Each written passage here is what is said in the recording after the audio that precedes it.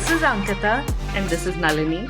and you are tuned into Prickly Pears, the podcast where we celebrate uninhibited brown women and their prickly points of view. This is season 2, the season where we talk about purpose. And the one thing we've learned about purpose so far is that one way to find your purpose is to start your own initiative. It could be your own business or passion project. I won't say more. Nalini, who do we have with us today? So, we have a very good friend of mine and my old ISB batchmate, Krati Tandon, with us today. She's now the founder of Booth Fragrances, and that doesn't even begin to define who she is as a person. So, I will let Krati introduce herself. Welcome to the show, Krati. Thanks for joining us. Hi, Nalini. Hi, Ankita. Thank you for having me and for the introduction.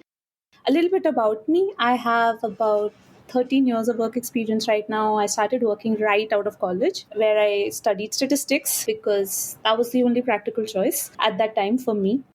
I went to boarding school before that, Mayo College Girls School, Ajmer. I've lived away from home and away from family from a very young age because where I come from, Kannauj, Uttar Pradesh, didn't have schools that my parents approved of. My first job was in hedge funds in DE Shaw, where I was doing a very glamorous version of data entry. And then I went into marketing research for reasons that I'm sure we'll get into. I decided to switch to an MBA at ISP and was at Amazon for 8 years. In parallel to all of that, I've also been making independent films. I've made 15 films. I've been writer as well as producer. Some of them have actually got recognition, much to our surprise. I've been doing this with a team, of course, not on my own.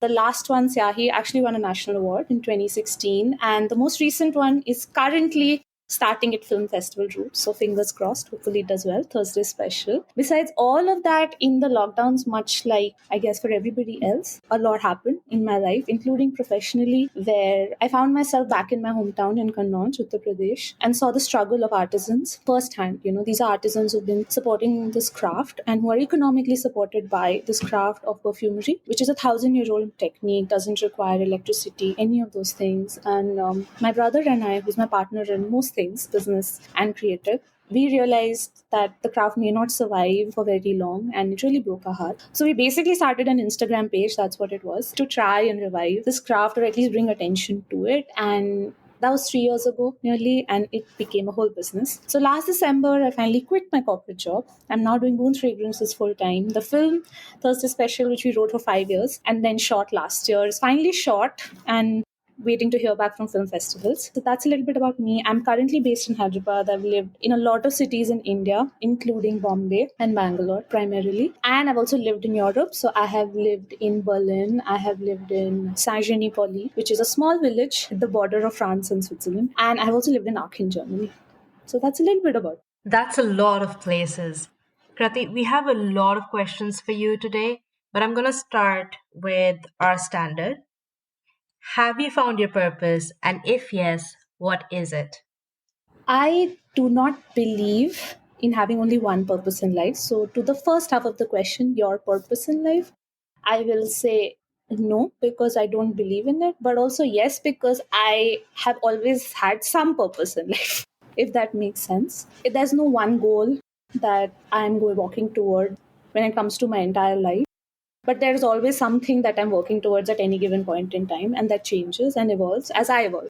So I can give you a couple of examples of this. So the school that I went to, Mayo College Girls School, when I was studying there, I was very clear about what I wanted to be from a career perspective. I wanted to study economics. Very clear about that. I loved that subject. I wanted to be financially independent very early. Now, in college, when it came to selection, for some reasons that are complicated and boring to explain, I ended up taking up statistics. So I studied economics, but it was as a minor subject. I graduated in statistics. And when I was thinking of what to do next, most of my peers were doing masters, but I had a very clear purpose that I want to be financially independent as early as possible. And so I ended up taking just the highest paying job on campus, which I happened to clear and get. And at that point, that was my purpose. Over the years, fortunately for me, paying the rent, which is a big thing in Bombay, by the way, when you're that young, wasn't my biggest headache. Eventually, the financial pressure took, it was a bit more relaxed. But then for ISB, took a loan, student loan, and there was some, stress of that. So The financial aspect of the whole thing was a big guiding factor for me for a while. And the second factor was what I would like doing and find meaning in. And then eventually I was able to pay off the loan, one of my biggest achievements to date independently, and grow in Amazon, do well, enjoy what I was doing. And for a while, that became my purpose because I realized eventually that monetary returns have the risk of getting technical, limited marginal returns. So to a certain point, you're very happy and your lifestyle changes. And then there comes a point where it doesn't change things quite as much. And that's not what was motivating me anymore because I had achieved my financial aspirations, so as to say. I don't know how many people get to say that, but I did. No one's complaining about more money, but really, like, that wasn't my driving purpose. It eventually became, hey, I really enjoy working with people smarter than me and learning cool things and building cool products. And that really motivated me, and it ended up actually really benefiting me professionally as well at Amazon, like, quite rapidly, even though that was not my motivation at that point. So interestingly, when I stopped chasing that promotion, I got it. I think eventually from that, the sense of purpose, I think the lockdowns forced a lot of reflection, especially because I was in India at wave 2, which was really the worst of the pandemic. And I saw a lot of the difficulties firsthand, and we really, really wanted to give back. And I think that was really the moment where I had the luxury to step back and think, hey, what do I really want to do and where do I want to bring my energy? At least it took me a lot of confidence building to be able to make that choice for myself. I felt I was empowered enough professionally at that point, financially, to be able to independently make that choice, saying this is what I want to do. And therefore, currently, my purpose is, building Boom. To have this conversation 5 years from now, it could be something else, and that's perfectly fine because I've evolved as a person. There's no way an 18-year-old me would have found that purpose, and there's no way a 60-year-old Krati would probably say the same things that I'm saying today. She probably has a different purpose, and that's fine. But what I do believe in is having a purpose. For me, that's very important, and that's something that I wish for myself always. So you would say that purpose is your current goal that you're going towards, or maybe you're doing something on a day-to-day basis that you love currently at that point. It's more a motivating factor. Yeah, like, it could be a variety of things. It's not like getting born to a certain turnover or something like that. Although that's sure, a financial goal for the company, or, launching a certain number of products or seeing it in certain markets. Like, all of those things are fine for me personally. It's something that motivates me to do something beyond and to challenge myself to go beyond and do more. And it evolves as I evolve. Coincidentally, not so long ago, we were actually at Nalini's for a house party, and one of the discussions was a very lively debate on how do we define purpose. And I think everyone had such distinctive opinions because some people, we came down to like, is purpose just another fancy word for goals, or is it just wants, needs? But Krati, when did you first start thinking about the word purpose, either directly or indirectly? Was it when you were 18, 20, 25? I think I have always been like this. I was like right from school days. I was a very serious child. For a while, I called books my best friends. And these are, by the way, fiction books. My father and I mean, my family, we had a lot of financial difficulties when we were growing up because he's an entrepreneur. And there are so many things I said that I'm actually contradicting myself. When I was growing up as a kid, I'm like, I never want to be an entrepreneur. I just want a steady job so I can go on a holiday and switch off because, my father was never switching off when you're an entrepreneur. And so I think for a long time, what motivated me to, interestingly, to a certain extent, even now, is when I look at people around me at that point when I was younger, adults around me, and I find a lot of clarity from what I don't want to do by observing people, even though I may contradict myself later. And also, there's this one test that I do, and it sounds weird, but it's a jealousy test, right? Like, sometimes you hear about someone doing something and you feel jealous. And that tells more about yourself than that person, really. Why am I jealous? I'm jealous because I want that. And oh my God, that's what I want. So, like, for example, when I was at Nielsen, I was the only graduate there. I was surrounded by people who are masters and PhDs, and I got a promotion. And eventually, I was even being considered for another promotion. And I was like, okay. But my peers got promoted, and they were obviously much more qualified, and I felt nothing, no jealousy whatsoever. It's like, okay, you get promoted. And at that point, mind you, So that told you yeah, so I something. looked at my manager's job and I'm like, if I get promoted, I'm going to get this job. And I'm not sure I want it. And then I looked at his manager's job and I'm like, and then I'm going to get her job. So 5 years down the line, that's where I'm going to be. Don't want that. So, in terms of purpose, I've had it, I mean, in the way I've defined it, I've had something I'm working towards from a young age. But what's helped me more than having a very singular answer is actually knowing what I don't want. Just taking away like things I'm not enjoying and quitting very early. You could argue that my first job at the Shaw that was paying so well, I could have done that for a long time and it would have met all my financial needs and aspirations. But for reasons that I just described, I knew that that's not what I wanted eventually. And I actually took a financial risk and a drop in pay to be able to switch to a different job. So it would give me that. Knowing what not to do is as important, in my opinion, as knowing what to do and in helping find the purpose for that phase of your life. And fail fast, as they call it, right? Like fail fast and just get out of things that don't seem to, Fail and quit yeah, fast. fail and quit. Yeah, sometimes failure may not look like failure. A job is a job, it doesn't look like a failure. And you could find your purpose while you're doing like a 9 to 5 corporate job elsewhere. But I think it's very important to know when to quit and what you definitely don't want to spend your time doing. I think there's fear in quitting and changing and shifting. Like for me, it was so interesting when I quit Amazon. Most people ask me, why did you do this? Is such a brave decision. As it doesn't feel brave to me. It feels perfectly natural. And I understand why they said that now because it forced me to reflect as to am I being brave? And to me, I wasn't, but I can understand why to them it was because I've built a practice of it over the years. Yeah, no, I mean, I quit Google recently, as you might know, and like the exact same experience that everyone's like, how? Why? Did they lay you off? Like, why? No one can believe that people can quit fancy jobs just like that. But again, for me, in my mind, it was never it was not even a question. It was a question of when. You are doing your own thing. I'm actually going into another job, but for some reason, that is appealing and calling out to me so much more because when you see people from startups like yourself, like I would always feel the jealousy test that you said. Now I never had a name for it, but I feel like I could totally, or I have been using something like that where you feel like, oh shit, I wish I had that startup name against my name, in some way. And like I've been jealous of people in startups,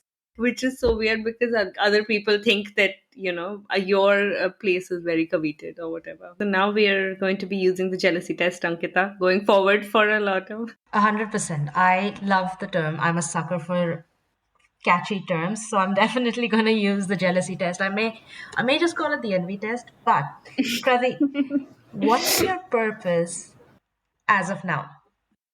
Sure. So my current purpose is growing Boon fragrances and making sure my film gets seen. So I'll split it into two. It's always been into two for the last decade and a half.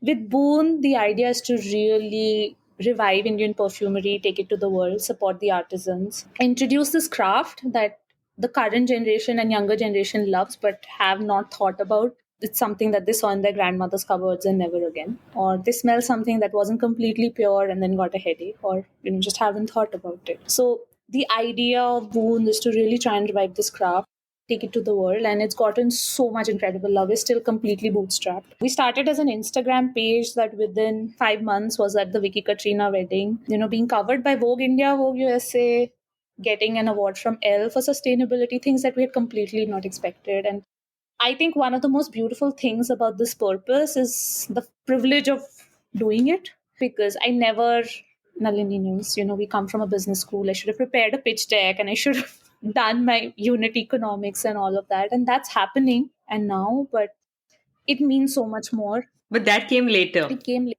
and it's not Did the it come thing. later? It is, it's coming now. But I think that's just hygiene. I think it's more about the impact it has on the local community and the community that we built around it. So I can give you so many examples, right?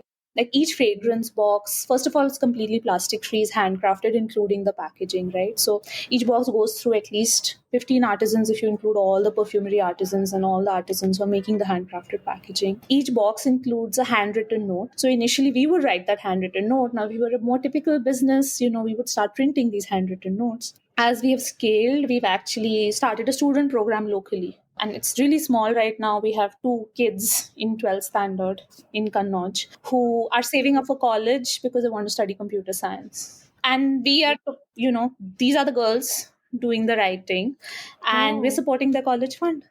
These are the kind of things. So I don't want to start printing, right? And in that sense, it's an untraditional business decision because it's not pure bottom line in cost. But I have the privilege of making the decision because I'm the founder and we're bootstrap. It depends on the investors. Not to throw shade at all investors. There is something called impact investing, where they do come in. But we haven't gone down that route yet because fortunately we haven't needed to quite as much. But as we scale, maybe that's a conversation we'll have. But the sense of purpose in the company is very, very clear. It's about building that community, supporting that community economically, and doing that. Some things just make sense in terms of business as well. There are some things where we are like, hey, this is where we pause and really look at our conscience and see what we can do. So in May is our birthday month. We always give back. We try and support artisans. We sponsor this school kids fee. It's not a lot, but it's what we can do, and it's better than nothing. So we built a whole community of tailors, of artisans, of people who are writing all of the things, and of course, the most important, our customers who support all this and love all of this. So that's the purpose. It's the purpose of Boon is giving me purpose. I really wanted to grow, and I want to give back to where I came from. In terms of the film, I was always a very creative person, but because of reasons I stated earlier, I was very financially motivated. And I didn't know how I could possibly get financial returns early if I was creative. Didn't ever consider it as a career. Took very practical decisions when it came to my career financially. By the way, I have very supportive parents. They would have been perfectly fine with me doing anything. It's very unusual. So my brother actually knew he wanted to be a film director. I sort of tagged along the way, and he knew, he got me to write stories, which he then made into films. Like when we were in college together, he's just a year younger than me. So we were in Xavier's Bombay together. In 3 years, we made 15 short films with the crew that we made in college that actually won student film festivals and everything. And so in parallel to all of that, for example, Nalini and ISB, I was fundraising for Syahi among my batchmates, saying, here's a deck, we're making an independent film. And now, again, because I have really earned, I give credit to myself, which is something I've learned to do only later in life. I've really earned the privilege of being able to spend time creatively. Like the last film, Thursday Special, I was a co-writer. And now I was there for the shoot. I mean, of course, I was the executive producer handling all the money because I have that experience and all of that. But, I really, really enjoyed doing that. So someday, maybe when Bones is its own thing, that's what my purpose may be. Because that's where I find myself being jealous, right? Of all these incredible women producers who are making incredible content. So, Krati, you yourself said that if not for the money and if not for your financial goals, you would have been, or you are, a creative at heart if you remove all the monetary aspects from it. Because I'm a very staunch believer of having that, being born to do that one kind of thing, not one thing per se, but that one thing that drives you to do multiple things in life. And from your story, at least to me, it's like you're coming out more and more as a creative than you would want to show the world, or like even admit to yourself. That has anyone else told you that before, or have you thought about it? I write Hindi poetry myself, much like my father. And back in college, I actually got paid for writing some lyrics for a band. So it was the first money I made was actually from creative purposes. And that experience taught me that I don't want to do creative things for money because the minute the creativity and a client's brief meet, your creativity may not survive. At least that's what I realized because they were very clear and specific about what they wanted. And I was very romantic about what I wanted. And essentially, what ended up coming out, the final draft, was not something that I was very happy, with creatively. But creativity gave me a lot of joy. So the lesson that taught me very early, actually, in college was I will always be creative because I love that and for the love of it, but I don't have to do that financially. I do need time for it, but I needn't necessarily pursue it to make ends meet. Now, it's my privilege that I have the brother that I have because he kept pulling me into creative pursuits in a way which I wouldn't have otherwise because he's actually directing and he needed my stories initially to make films and then needed my help as co-writer, executive producer, and just to be able to support that and be involved, and that really, really helped. But again, there's no client brief really. It's us doing our own thing creatively and just making sure we have something that we're very happy with and very proud of out there in the world. And that's something that I do love. I love a lot of my job at Amazon. I think I'm a combination of left brain, right brain. I don't think I'm strictly creative. I really enjoy a good Excel sheet. Like a good product manager, I enjoy a good board with everything organized and running the show. And it is exactly what making a film is like. It's exactly what building a product internationally, like even at Amazon. It's exactly what running a startup is like. So I do have that skill and I really enjoy it. And I recognize that it's a unique skill. What about you, Nalini? For me, like it's so interesting what you said reminded me of, because I've been reading a lot about purpose since we've been shooting this season, and a lot of books and like really famous coaches tell you that to think of things that you really enjoy and don't put a money label on it and then figure out what you love to do. If you ask me, I love to write, like Yeah. since childhood.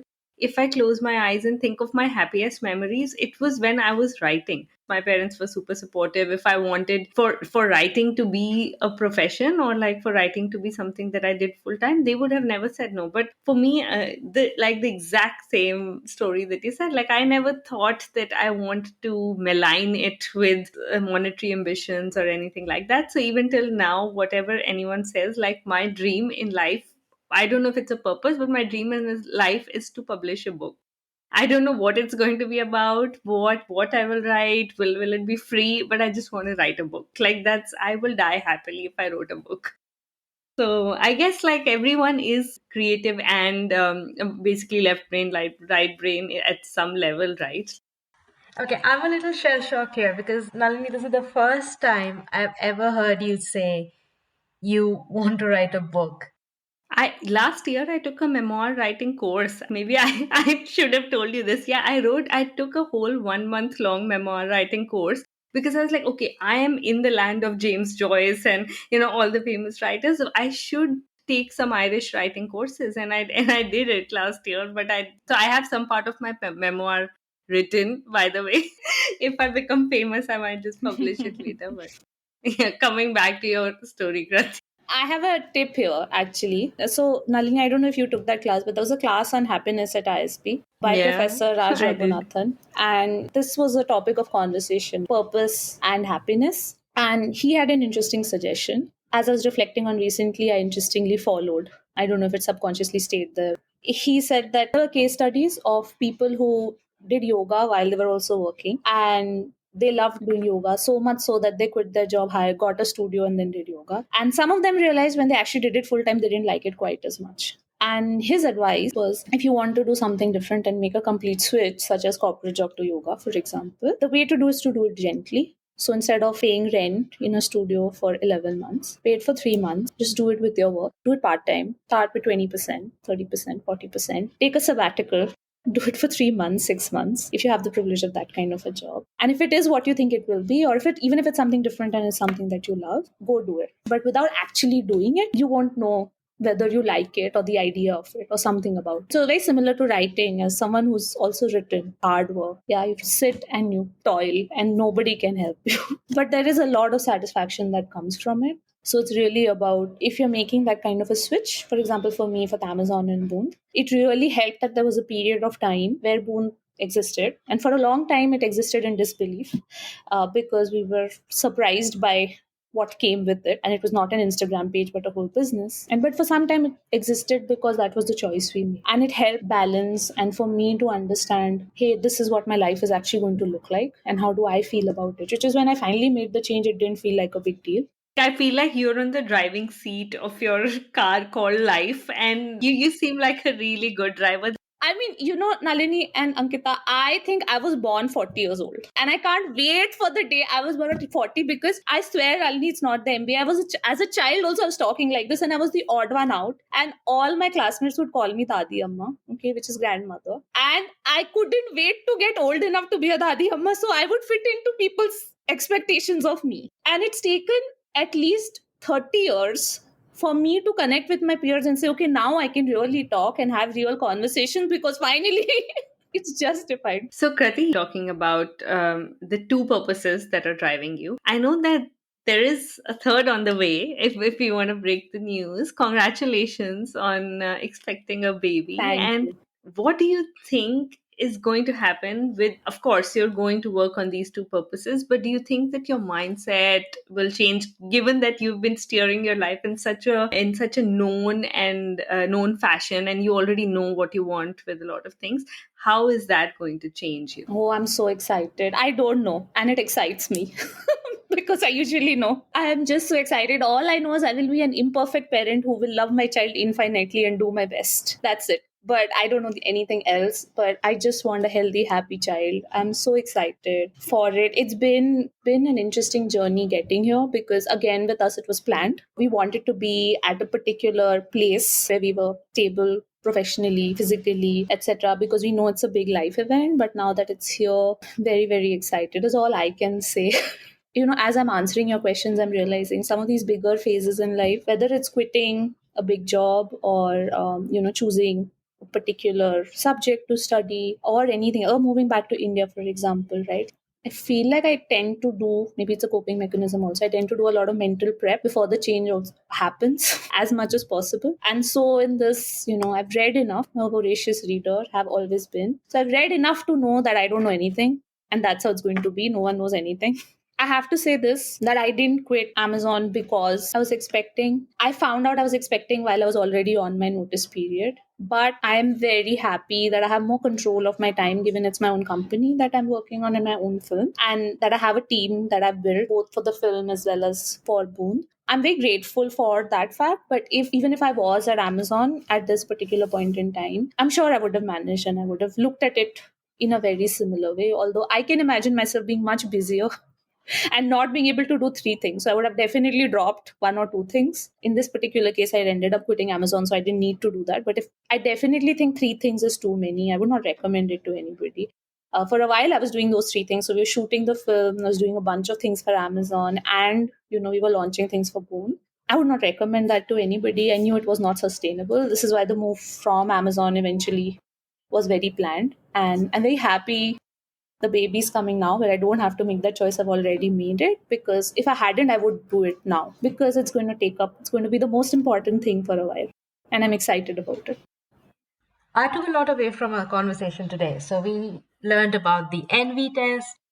We learned to gradually transition from what we are doing now to what maybe we think is our purpose. And that four things are too many. Even one is fine. There is definitely a min and a max. But there's a max. There is a max, I can tell you. Been there, done that. Don't make the same mistake. Two with a kid is more than enough. So let's just say 3 is the max, 2 is the ideal. Okay, Krati, this is like a standard question in most of our episodes. We have Nalini and I are at different stages of finding a purpose. What advice do you have for anyone who's embarking on the journey of finding their purpose? Or do you even think everyone should have a purpose?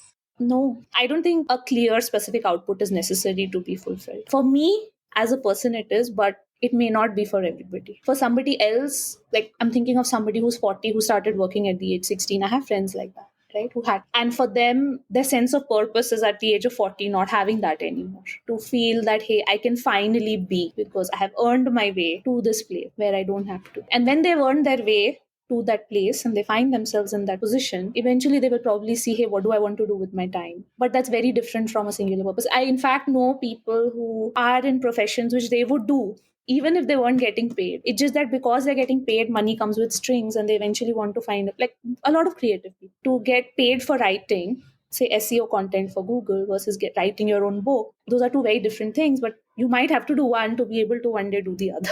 Or to be able to do nothing and just travel or just be, and to buy your own house of your dreams and have your own farm. And that's perfectly fine too. So I don't think you need a singular purpose. And if you do, then I think we've covered some tools that you can use to find it. No, and sometimes happiest people can, as you said, like they were born happy and they just got happier. Like that, there are stories like that, and I love it. And that's the perfect note to end on. Thank you so much, Krati. I learned so much from our conversation today. It was a pleasure speaking to you guys. On that note, I'm going to get us out of here. Obviously, Krati, you are a part of our prickly community now. We are very early in our journey. So we'll be sure to have you back for a future episode on a different topic Absolutely. or in maybe one of our in person events. Until then, we are out. I'm so excited for you guys.